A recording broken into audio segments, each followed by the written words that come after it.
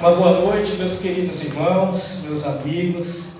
Muita saudade de todos vocês, os irmãos aqui do Feira 6, Jorge Américo, os irmãos José Ronaldo, São Cristóvão, São José, Pé de Serra, Novo Horizonte. Não posso esquecer de ninguém, né? Quem mais está faltando aí? Genipapo, e assim por diante. Se eu esqueci de alguém, me perdoe, de alguma igreja. Mas eu não tenho esquecido de vocês de jeito nenhum. Tenho feito os meus devocionais a Deus e as minhas orações. Tenho colocado todos vocês nas minhas orações. E muita saudade, viu, irmãos? De estarmos juntos fisicamente congregando ao Senhor. Eu sei que estamos conectados, né? Louvando a Deus pelas redes sociais. Mas juntos mesmo, presencialmente, é muito mais gostoso, né? Sentir o calor de cada um de nós. Amados, eu quero, nesta noite, trazer uma mensagem de consolo para todos nós. Nós estamos vivendo uma crise muito grande, onde todos foram afetados por esta crise. Então, conversando com os meninos aqui da igreja, eu disse, olha, vamos à igreja gravar ali uma mensagem, apresentar, levar para o distrito, de uma forma que todos possam ter acesso. Aí Renatinho, que está aqui comigo, Alisson, estamos apoiando aqui nesta empreitada. E a nossa oração é que esse período, né, essa crise, termine logo, para voltarmos às nossas atividades como antes, não é? Eu gostaria de fazer uma oração, então peço a você que está nos assistindo, que feche os seus olhos e vamos falar com Deus. Nosso bondoso Deus, nosso querido Pai, obrigado, Senhor, porque Tu tens cuidado de cada um de nós, nesta crise que estamos vivendo. A Tua mão poderosa tem sido sobre a nossa vida, e nós temos sentido, nós temos visto as Tuas maravilhas, os Teus cuidados, e a Tua mão sobre cada um de nós. Por isso que nós somos gratos a Ti, ó Deus. E que o Teu santo e poderoso Espírito continue falando ao nosso coração, continue nos motivando, nos abençoando e despertando em nós, meu Pai, um desejo ainda maior de sermos servos do Senhor e de vivermos para servir o Senhor. Que a Tua palavra nesta noite fale ao nosso coração mais uma vez. Nós oramos agradecidos e confiantes no Teu poder, em nome de Jesus. Amém. Eu quero convidar você que está aí nos acompanhando, que abra sua Bíblia no Evangelho segundo Marcos, capítulo 4 e o verso 35. Nós vamos fazer uma reflexão curta, mas eu gostaria que ela fosse ao ponto, né? Que esta reflexão nos traga ânimo, nos alimente, nos aproxime mais de Deus. Marcos capítulo 4, verso 35 diz assim: Naquele dia, sendo já tarde, disse-lhe Jesus: Passemos para a outra margem. E eles, despedindo a multidão, o levaram assim como estava, no barco. E outros barcos seguiam. Ora, levantou-se grande temporal de vento, e as ondas se arremessavam contra o barco, de modo que o mesmo já estava a encher-se de água. E Jesus estava à polpa, dormindo sobre um travesseiro. E eles despertaram, dizendo: Mestre, não te importas que pereçamos, que morramos? E ele, despertando, repreendeu o vento e disse ao mar: Acalma-te, emudece. O vento aqueitou e se fez grande bonança.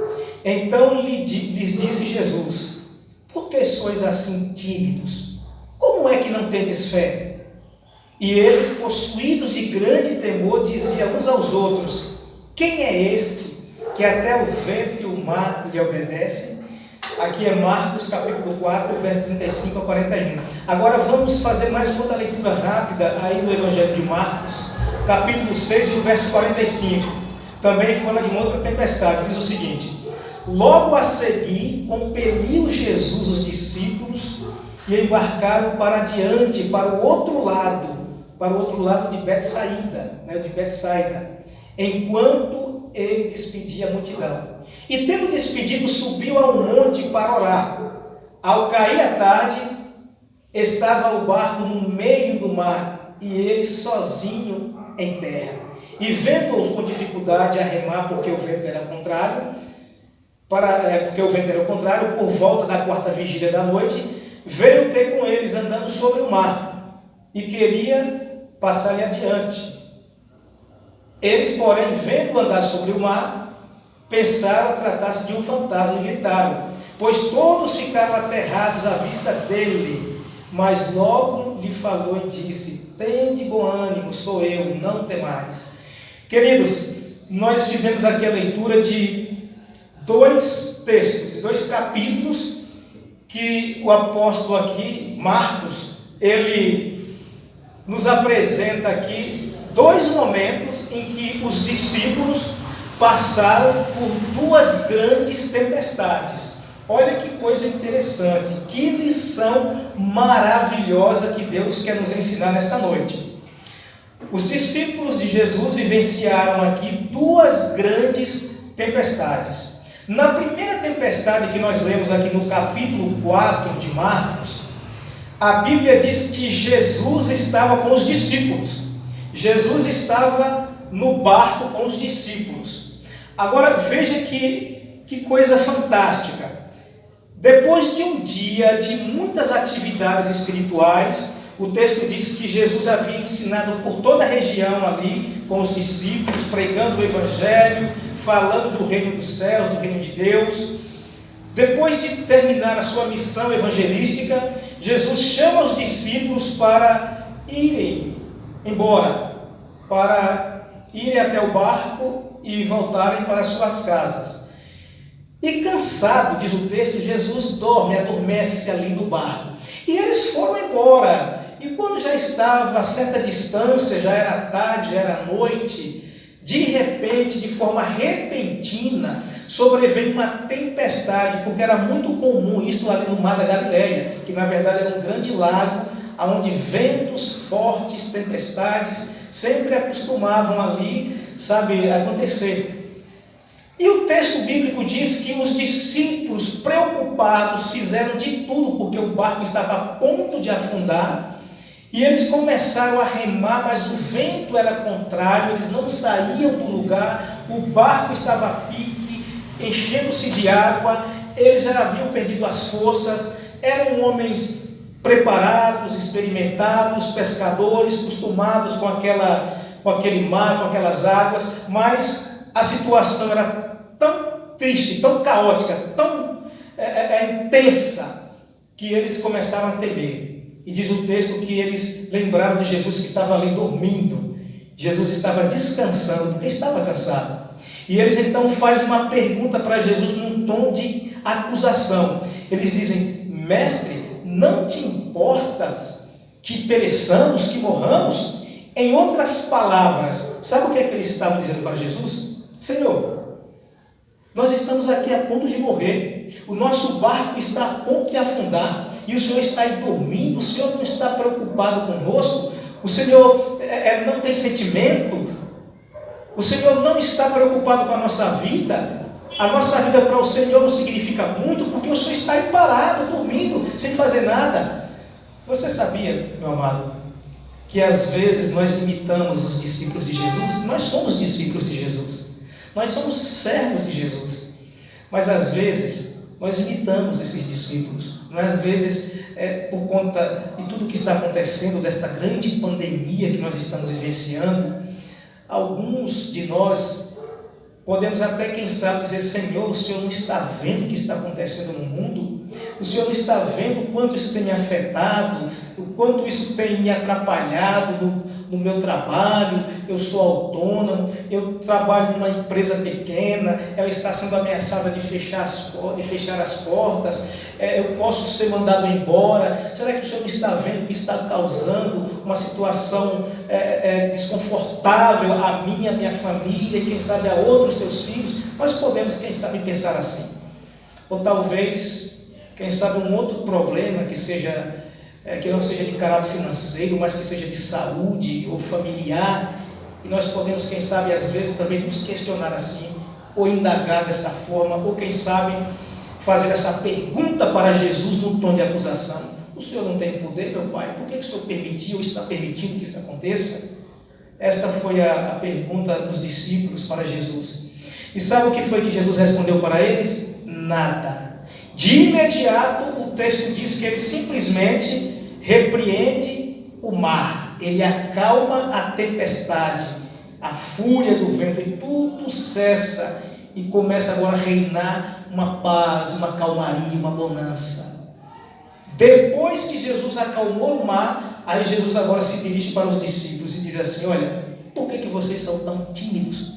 Em outras palavras, por que vocês não têm uma fé alicerçada em mim? Por que a fé de vocês é tão pequena? Por que vocês estão com medo, estão perturbados? Por quê? Jesus faz essa pergunta para eles. Por que Jesus fez essa pergunta? Porque, meu amado, veja só, os discípulos não tinham motivos para desacreditar, para se perturbarem, para se desesperarem naquele momento. Eles não tinham motivo para isso.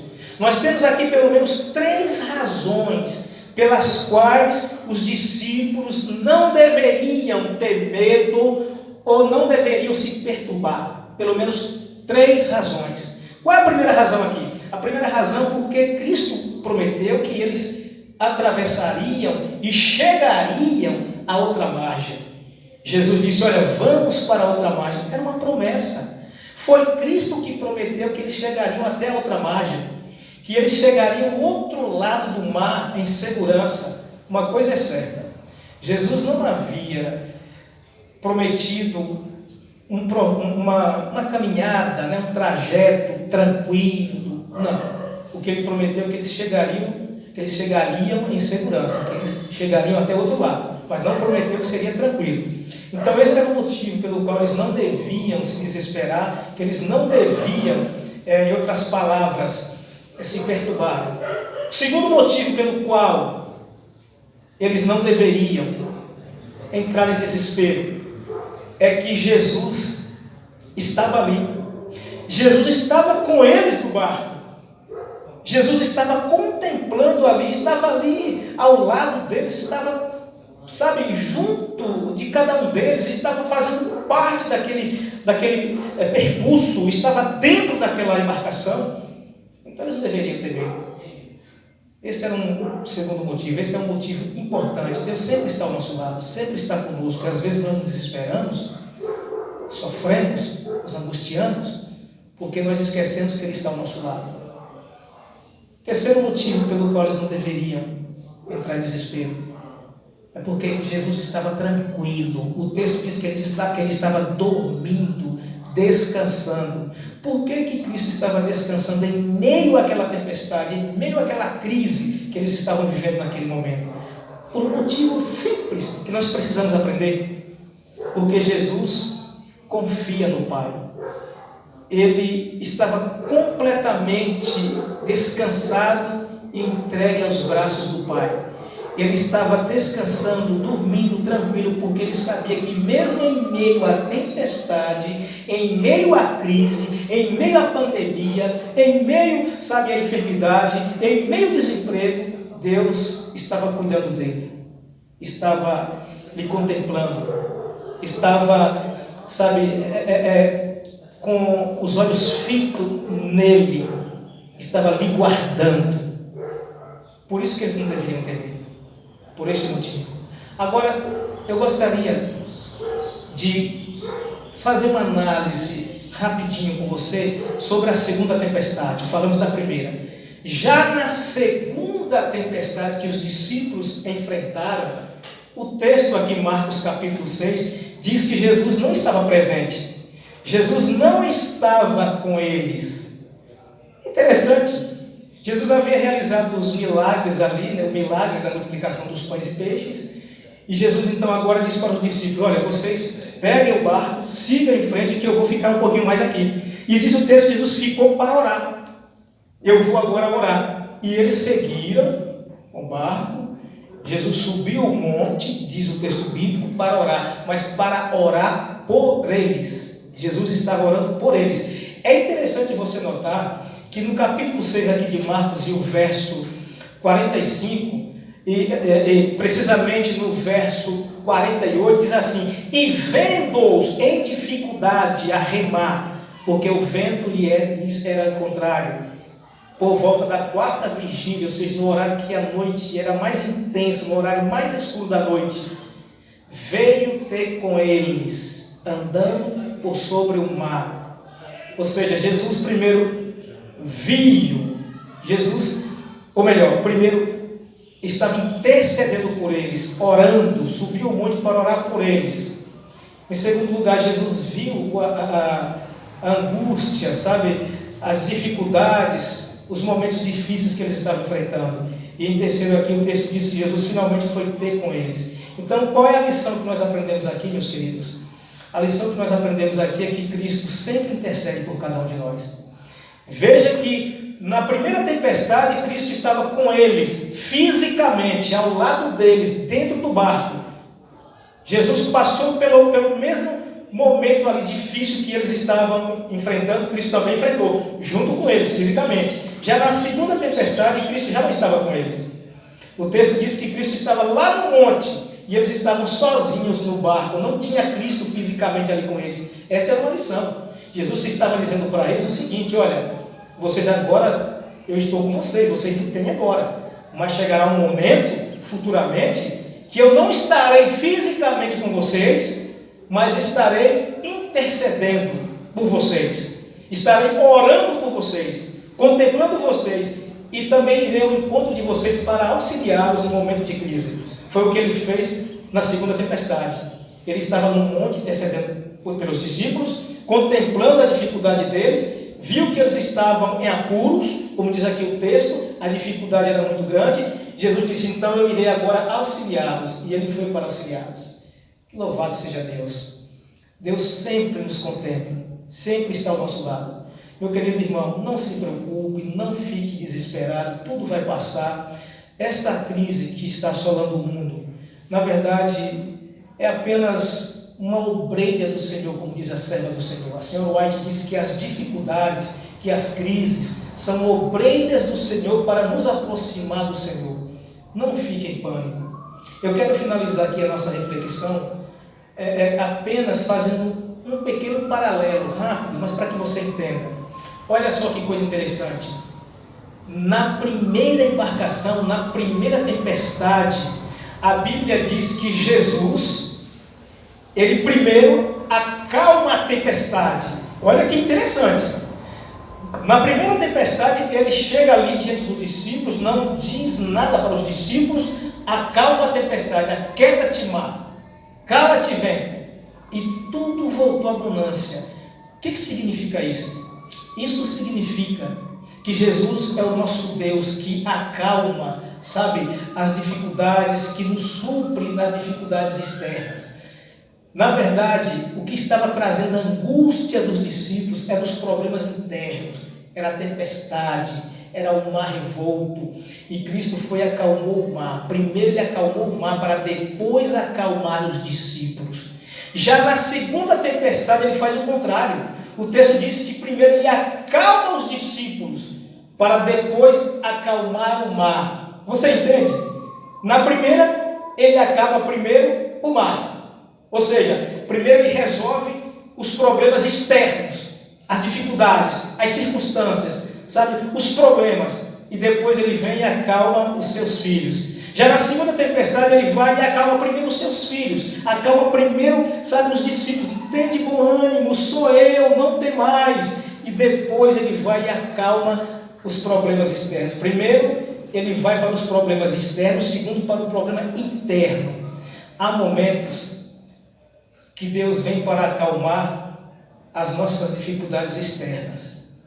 Problemas de saúde, problemas financeiros, a pandemia, que é um problema externo, e assim por diante. Mas há momentos que Deus primeiro procura acalmar o nosso problema interno, que está aqui dentro do coração. Às vezes pode ser um medo, às vezes pode ser uma insegurança, às vezes pode ser um problema, emocional. Então Deus, ele trabalha desta forma. ele quer dizer o seguinte: eu sou o Deus que te supre, tanto de forma externa como de forma interna. Eu te conheço tanto de forma externa como de forma interna. Deus está dizendo: eu tenho poder sobre as coisas de fora, mas também tenho poder sobre as coisas de dentro. Eu posso te suprir naquilo que é de fora, mas também posso te suprir naquilo que te causa angústia de dentro. Ou seja, em todas as áreas da nossa vida, Deus está disposto a nos auxiliar. Meu amado, que Deus lhe abençoe. Que Deus te abençoe grandemente. Que esta pequena reflexão que nós apresentamos para você, que possa trazer consolo à sua vida, que possa trazer esperança ao seu coração.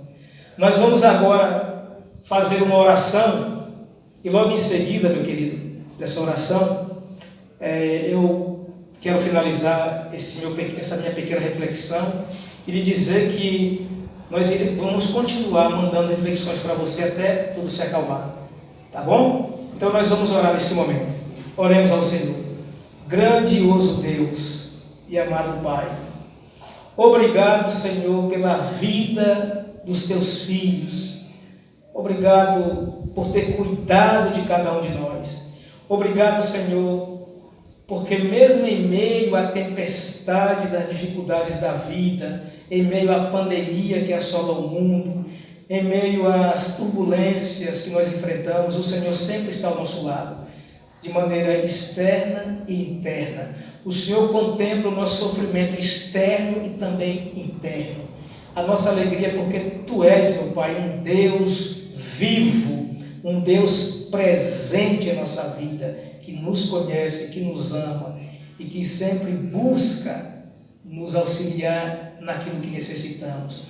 Seja com o distrito, meu Deus, do Parque Universitário, seja com cada igreja desse distrito, a igreja do Genipapo, de São Cristóvão, a igreja Feira 6, a igreja do José Ronaldo, do Jorge Américo, a igreja, ó Deus, Pé de Serra, São José, ó Pai, seja com toda a Tua igreja, Novo Horizonte, enfim, meu Deus, que a Tua graça e a Tua bondade alcance cada um de nós, também com a igreja do Alecrim.